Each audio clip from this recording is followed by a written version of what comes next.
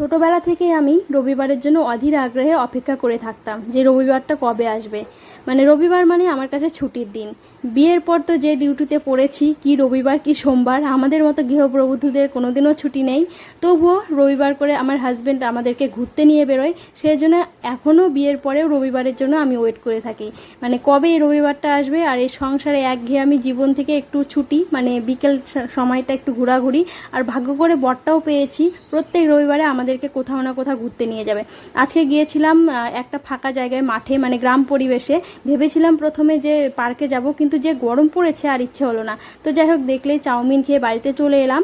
আর এখানে হাজব্যান্ডের জন্য করে রেখে গেছিলাম হচ্ছে টেংরির স্যুপ, এটাও খাবে, ও চাউমিন খাবে না। আর বাড়ির জন্য মানে আমার শ্বশুর শাশুড়ি মায়ের জন্য এনেছিলাম ব্রেড পকোড়া, ওটা মা বাবাকে দিয়ে আমি চাউমিনটা খেয়ে মেয়েকেও খাইয়ে দিয়ে এবার বসলাম হচ্ছে যুদ্ধ করতে, মানে মেয়েকে পড়াতে বসতাম।